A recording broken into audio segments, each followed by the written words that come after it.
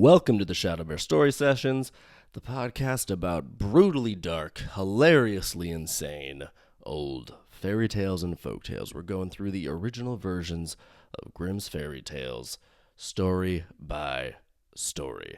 And these original versions, they're not pulling any punches. They're not nice and clean. They're not family friendly. They are dark as hell. And we're here to celebrate that darkness in all of its grisly glory. So today's episode is about a story titled The Blacksmith and the Devil. Let's get right into it. We begin. Once upon a time, there was a blacksmith who enjoyed life. He squandered his money and carried on many lawsuits. How is that enjoying life? Whose idea is fun is like, you know what, I'm going to live a very litigious life. That's the fun that I enjoy. That's the life for me. Well, apparently this blacksmith doesn't have much interest in blacksmithing. He likes his lawsuits. We continue. After a few years, he didn't have a single cent left in his pouch. Quote, "Why should I torture myself any longer in this world?" he thought. Well, it sounds like all his lawsuits probably torturing himself. Enjoy your life other ways, blacksmith. Making some fun blacksmithy type stuff. Don't torture yourself with lawsuits. Quite easy to stop torturing yourself. Stop suing people. We continue. So he went into the forest with the intention of hanging himself from a tree. Come on, there's a better way to do this, buddy. Come on, man. Just as he was about to stick his head into the noose, a man with a long white beard came out from behind a tree carrying a large book in his hand.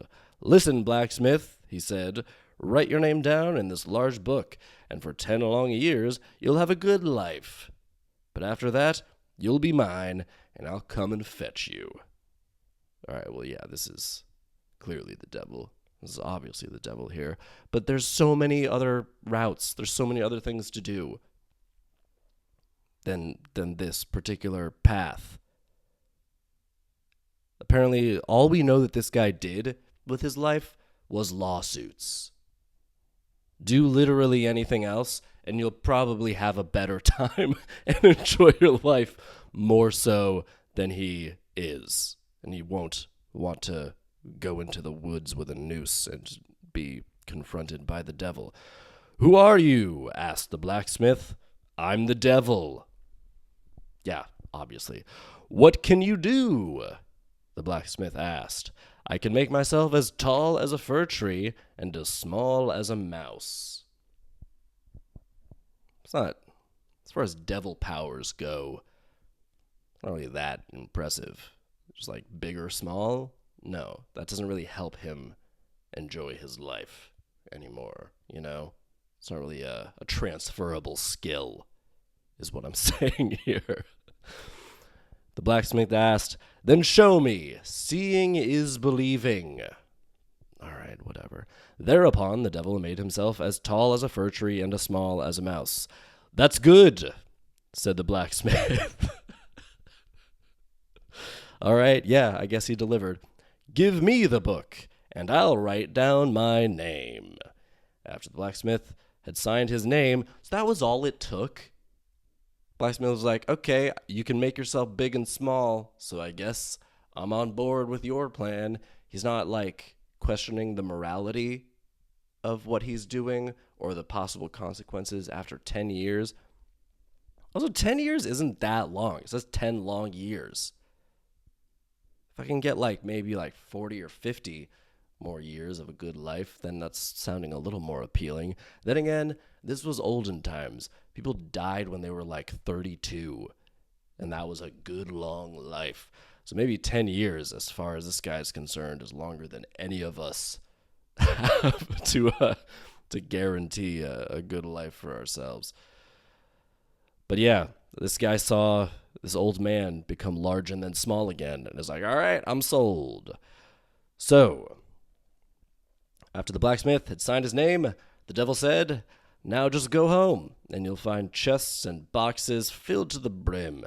And since you've not made much of a fuss, I'll also visit you once during this time." What does that mean? Since you've not made much of a fuss, I'll also visit you once during this time. So I guess it's like, well, you didn't ask me a bunch of questions to, like, verify my identity. So since you're being cool about it, I'll give you an extra wish. Is that what he's saying? Who knows? Let's find out. The blacksmith went home, where he found all his pockets, boxes, and chests filled with gold coins. And no matter how much he took, they never became empty or even reduced in the least. This isn't even like giving him super magic powers and making life great. It's just making him rich. That's it. He's a blacksmith. He has a skill. He can get money. Just stop suing people. I feel like all of this guy's problems would be solved. Just like stop suing people. Just addicted to lawsuits. It's like a gambling addict or an alcoholic, but like not lawsuits that are his addiction.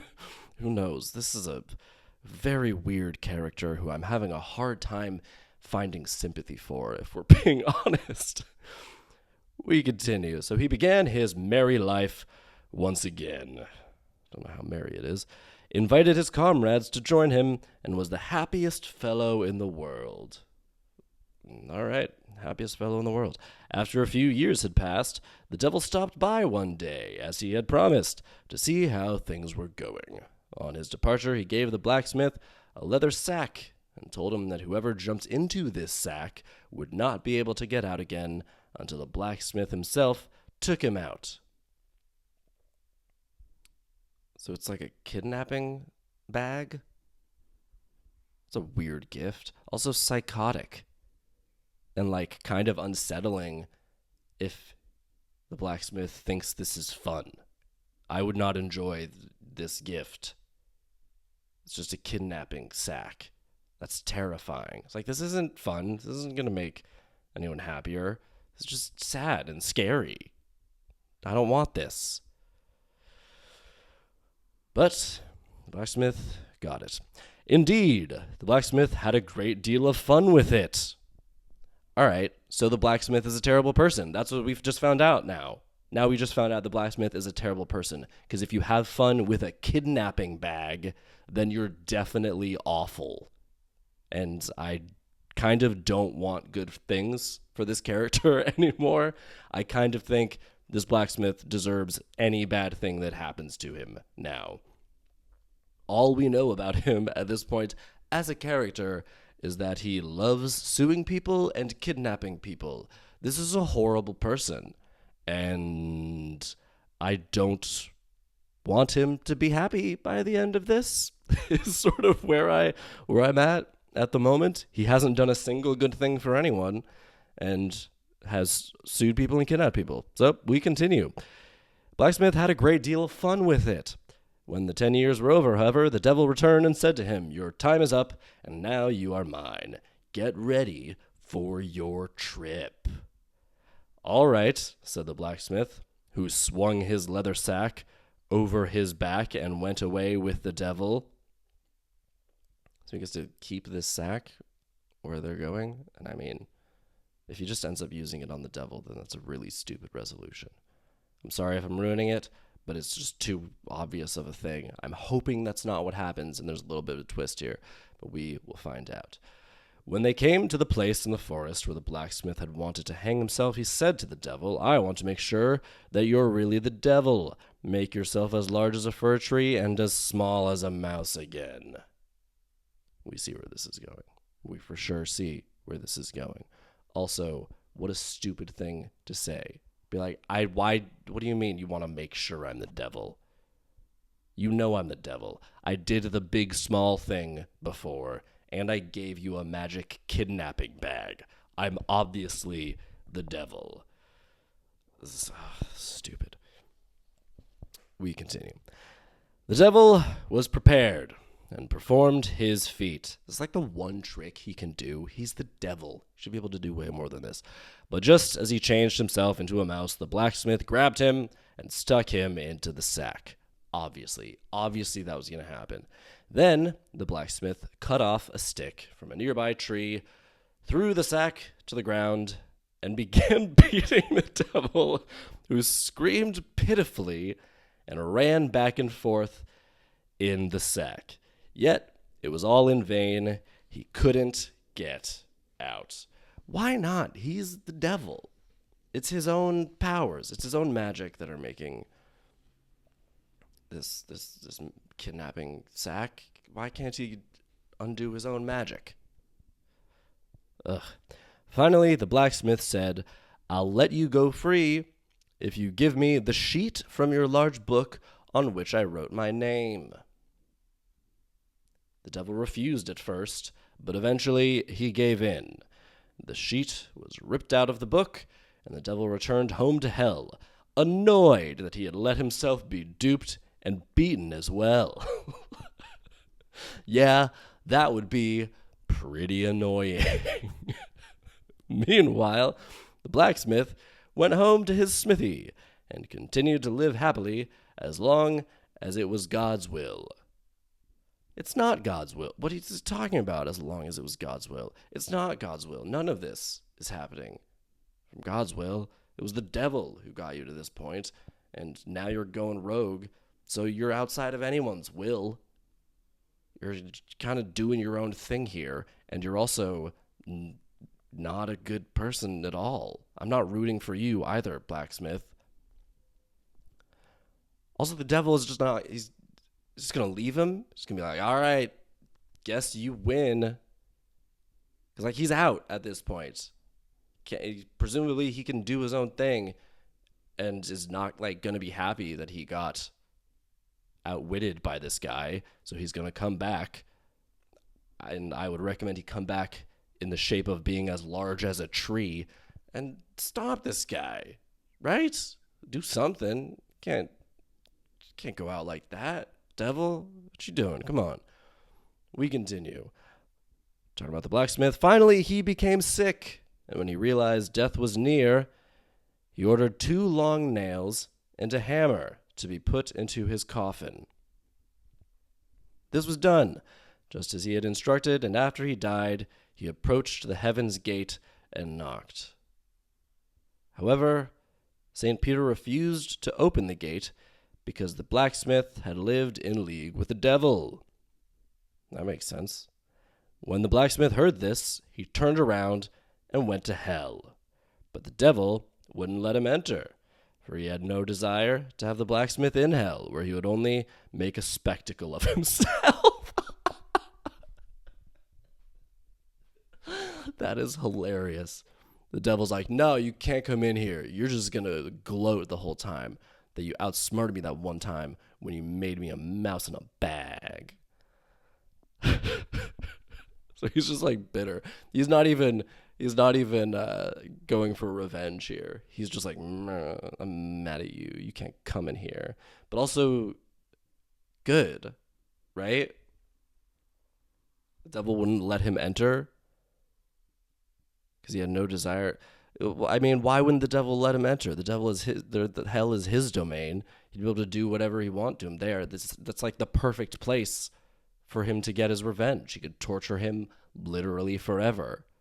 It's like letting him off the hook by not letting him in. And also, it's like the blacksmith just went there. It's like he turned around from heaven and went to hell. It's like, so I guess I gotta go here. Like, what? Why do you want to go? Why do you want to go there? It's ridiculous. Now the blacksmith was angry. Why? Again, why? You want to go to hell? Blacksmith? What are you doing? It's ridiculous.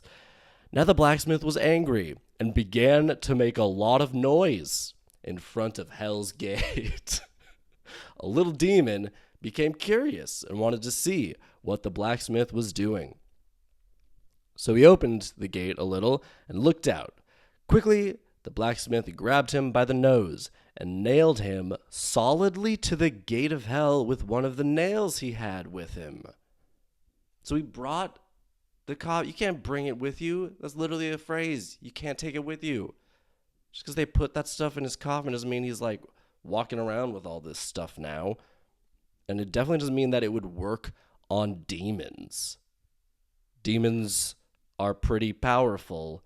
Why is this guy capable of just like grabbing devils and demons whenever he wants? The little demon began to screech like a wild cat, so that another demon was drawn to the gate. He too stuck his head out, and the blacksmith was alert. He grabbed this one by the ear and nailed him to the gate next to the first little demon. Why is the devil and the demons here just little punk idiots and like can't do anything? A demon can't like dodge this random guy. He doesn't have powers. He has no magical ability whatsoever. The only magic he had was a kidnapping sack given to him by the devil. And presumably he doesn't have that anymore. Presumably that's up on Earth still, which is a pretty scary prospect, for being honest. Don't like the idea of that just being left out and about for whoever could find it. Well, alright, this guy's just nailing demons to the door of hell, and no one can do anything about it. We continue. Now both of them began to let out such terrible cries that the old devil himself came running. When he saw the two little demons nailed solidly to the gate, he became so terribly angry that he wept and jumped about. That's his reaction? That's the devil's reaction. The devil. He's just gonna start crying? Really? Nonsense. Why is this devil such a little wimp? Everyone sucks in this story. Oh my god. He saw his friends being bullied and just starts crying.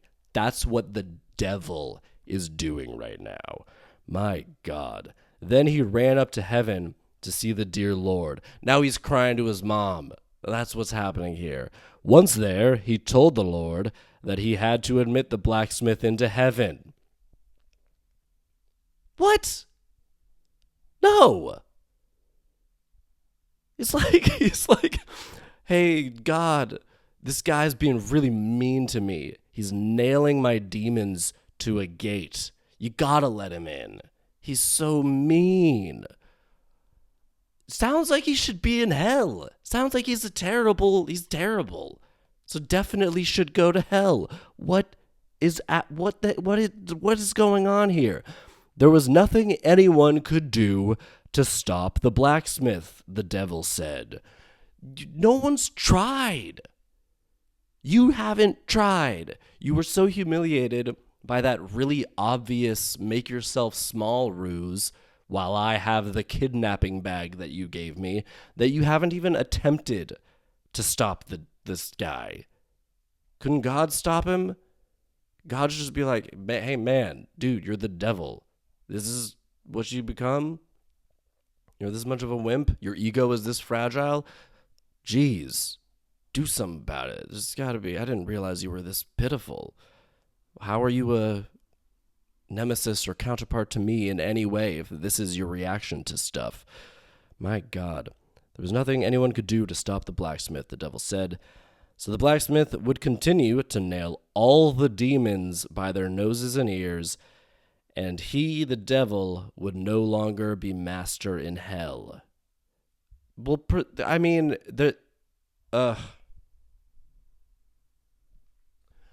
this is ridiculous. None of the demons, even all of them together, can't combat a guy with a hammer. No one can do anything. Literally all the demons of hell and the devil himself can do nothing to fight against this one guy with the hammer. That's not a thing. That's terrible. This is awful. There's no logic to this. At least have him have gotten some type of magic ability, or for it to be a magic hammer or something to explain why everyone is incapable of combating this one blacksmith. My God. Oh, and I understand the irony of me saying that. Okay, we continue. Well, the dear Lord and St. Peter quickly realized that if they wanted to get rid of the devil, then they would have to let the blacksmith enter heaven. Why did they want to get rid of the devil? The devil's not hurting anybody. The devil is completely powerless. Why would they feel the need to get rid of him when he is not capable of anything? Who cares if he's there? He's a little wimp. He's not going to do anything. What's he going to do? Cry about it? Yeah, that. So now the blacksmith sits in heaven nicely and peacefully, but I don't know how the two little demons were able to free themselves. The end. That's the end. But I don't know how the two little demons were able to. I don't know. It's just a nail. They probably could free themselves not that difficultly. Probably free themselves with a hammer. Just the other side that pulls nails up. Maybe that's how. Book. This is utter nonsense. This entire story. And also, it frames it as though it's like a victory for the blacksmith, and we're supposed to be like pleased with the blacksmith or happy that he like pulled one over on the devil, which he only did because of the devil's utter stupidity and also and complete unwillingness to even attempt to get revenge on him, which is like, I feel like I shouldn't have to say this, but revenge is kind of the devil's thing, right? It's like his domain. Devil's great at revenge. If any other story is to go by, or to go by any other story than this one. And also, I'm not happy that the blacksmith came out on top. First of all, blacksmith shouldn't be in heaven. He's not a good person at all in any way. He's done literally no good things. You could argue that sticking it to the devil is a good thing, but in this particular story, devil's not even that bad, really. Devil doesn't do anything bad in this story. The devil just saved a guy who was going to kill himself. He facilitated kidnapping. All right, he did do some pretty bad stuff. That's just on giving a guy a magical kidnapping sack is definitely bad. So okay, the devil's bad, but he's also just so incompetent as to kind of diffuse some of that badness, I feel like. But the blacksmith, who is ostensibly the hero of the story, is horrible. He spends his life suing people, then loses all of his money from suing people, which feels deserved, right? I don't feel bad that he lost all his money suing people, but this makes him depressed, so he wants to kill himself. Then the devil's like, don't do that. I'll make you rich. So he's like, all right. And then the devil's like, hey, how you liking being rich? You liking it? Cool. Here's a kidnapping sack. And the blacksmith is like, oh, great. Now I can keep suing people and kidnapping people. And being my terrible, awful, miserable self. Oh, what an awful blacksmith and person am I. And so he continues doing this until he dies, and then he goes into heaven, and they're like, no, you're an awful person. You can't come in here. And he's like, that makes sense. And then he goes to heaven and starts bullying the demons and the devil. And for some reason, they're like, oh, you're being so mean, blacksmith. Why are you being so mean to us? Even though this is literally hell, and we are in control here, and all we do is torture and like bad things. Somehow you're the alpha in this situation, random guy. And then the devil goes and pleads with God. It's like, oh, you gotta let him in. He's so bad. Wouldn't God just be like, yeah, that means he should be in hell?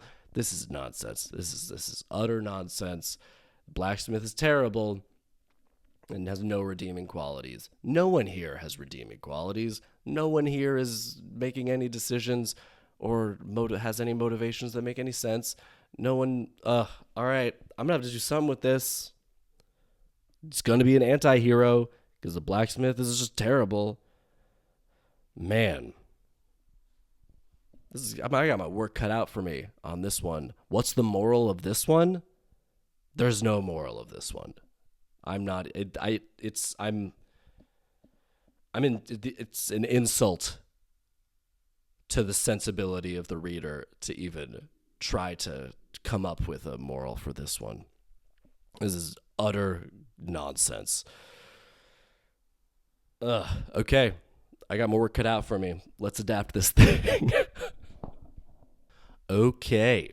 We've got an adaptation here for The Blacksmith and the Devil.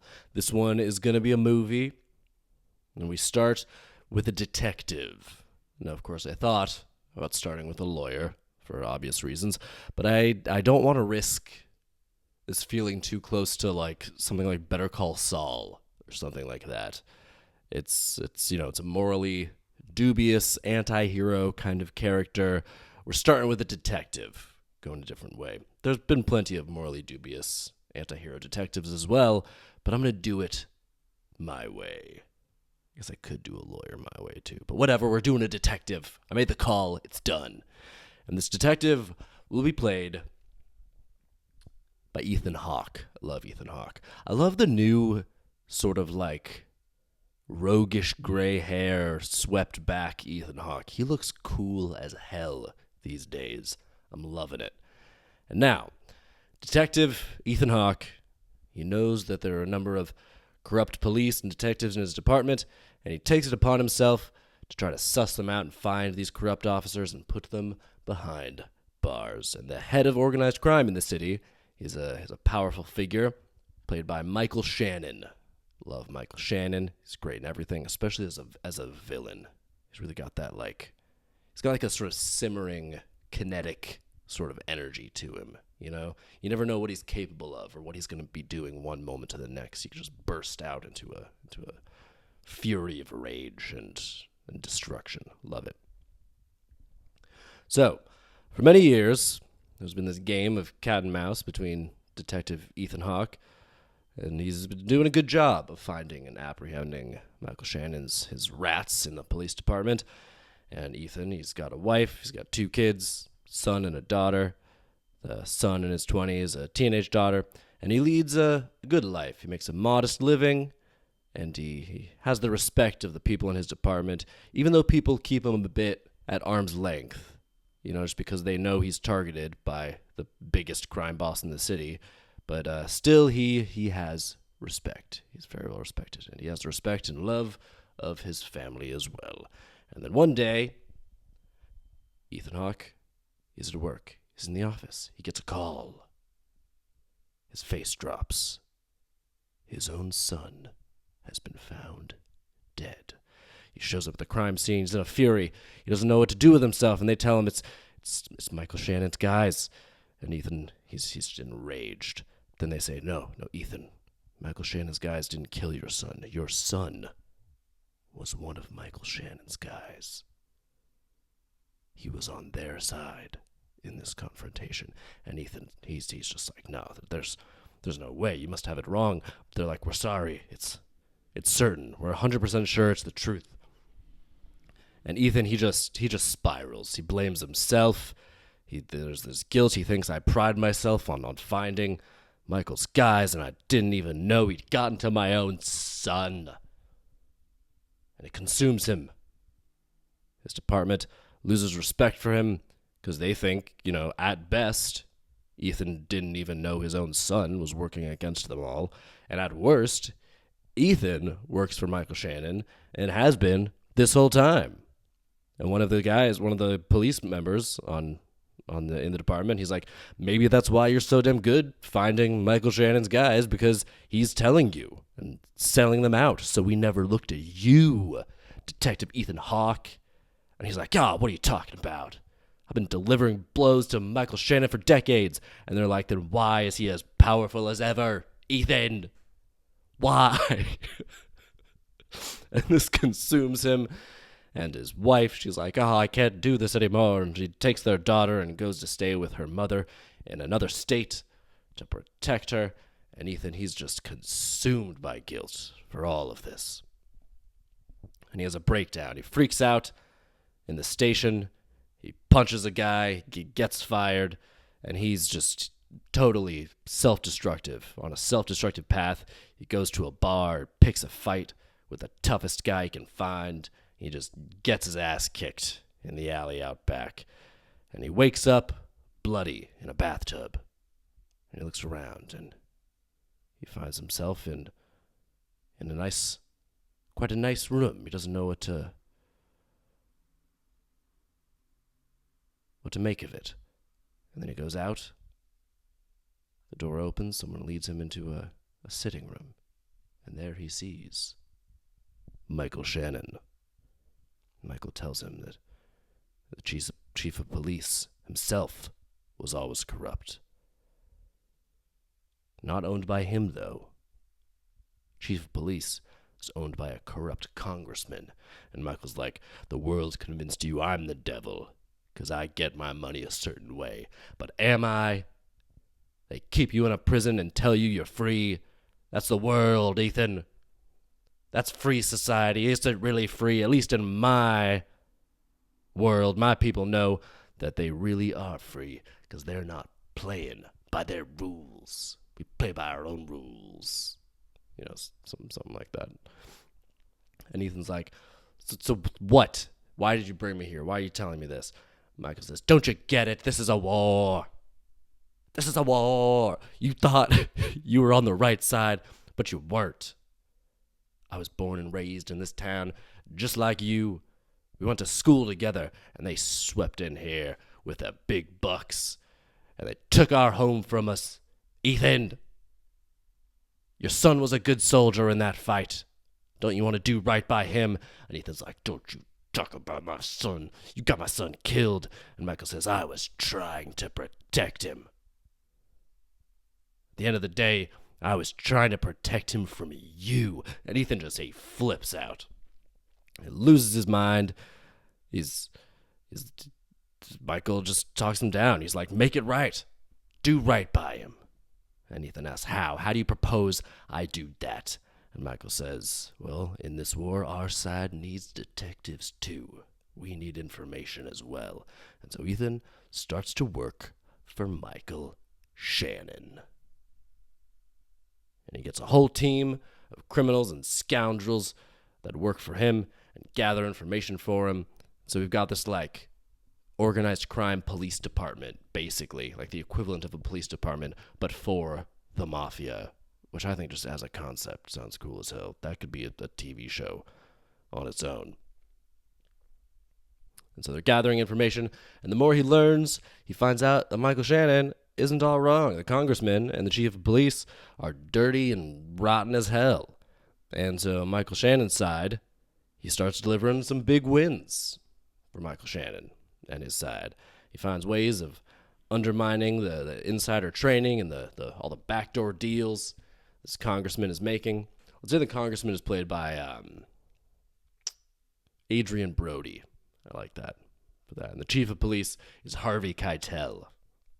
Fantastic chief of police, great and everything.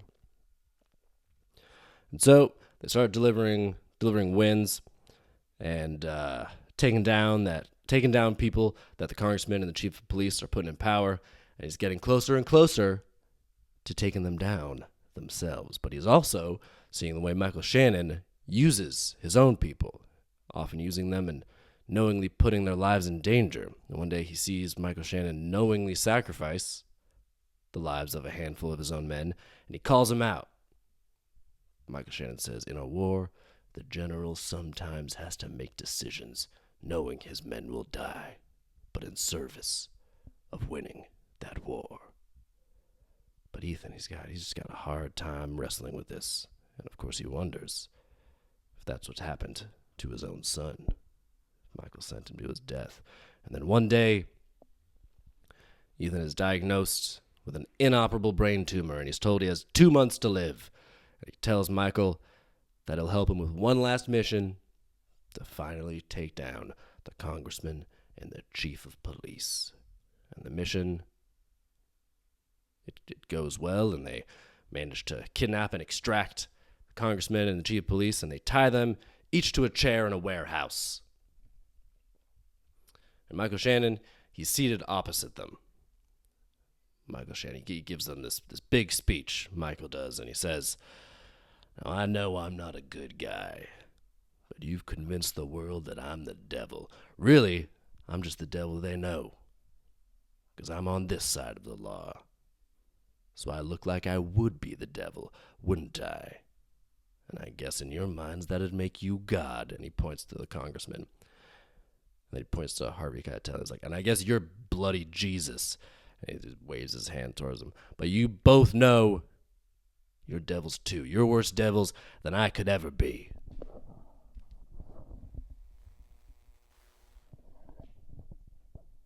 You're worse devils than I could ever be. Because I might hurt people, but you're hurting the whole of society.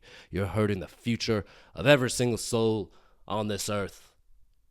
Now you cut loose your best detective, Detective Ethan Hawke. He points to Ethan, who's like standing beside him.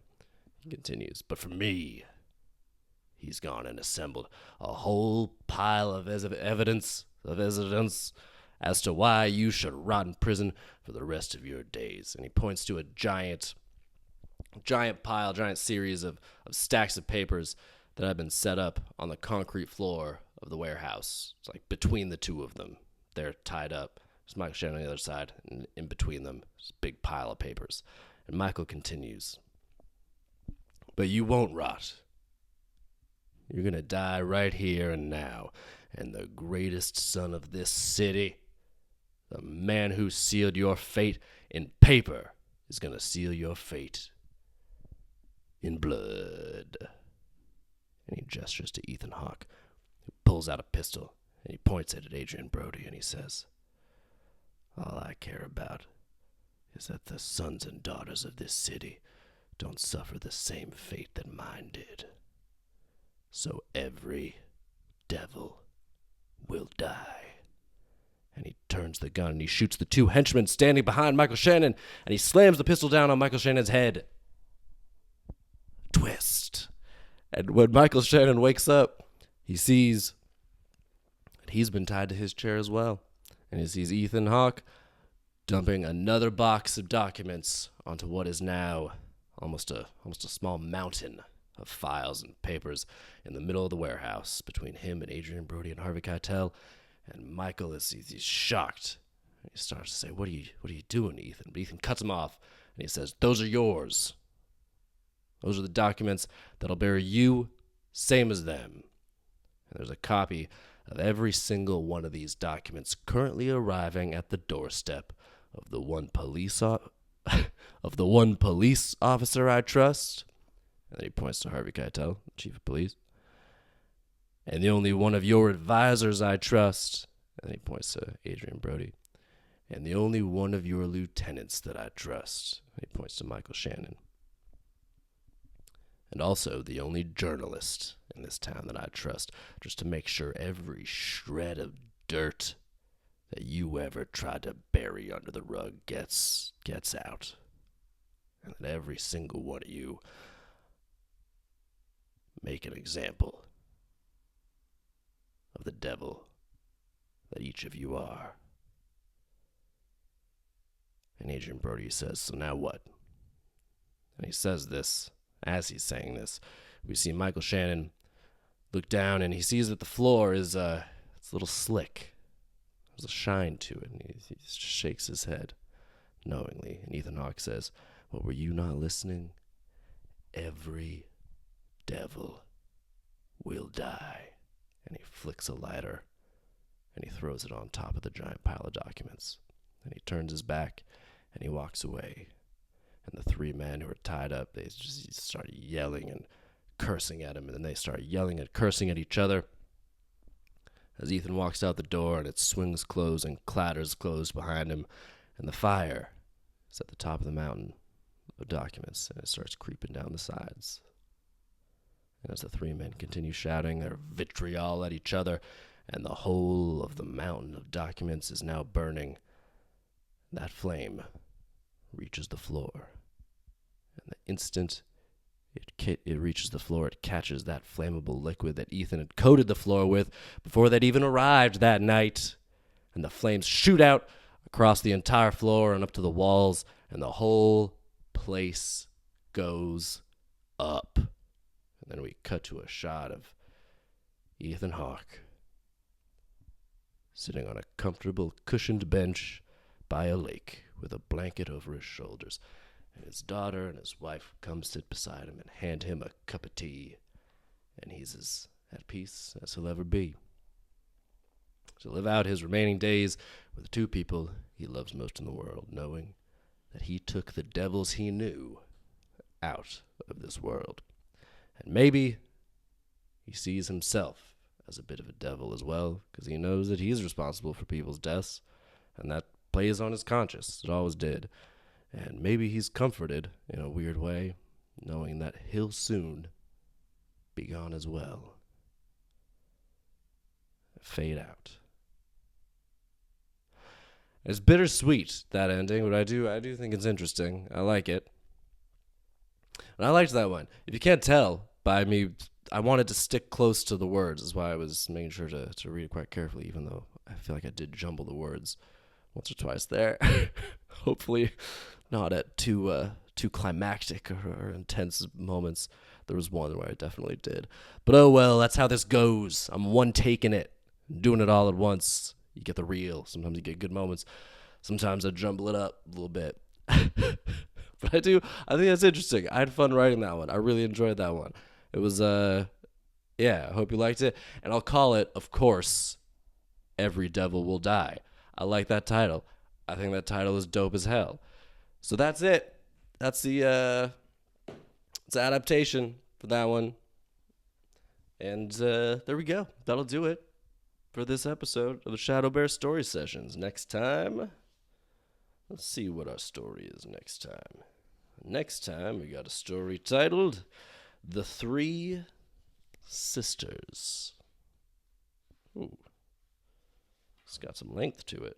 Ooh, it's got, yeah, all right. Let's see. My God. This is very long. All right, we're getting into it, though. I'm not shying away from that. Come on back next time, and we're gonna learn all about these three sisters. And until then, folk off, folks. Is that a good sign off? I don't know. I'll find a sign off one of these days. I'll see you later.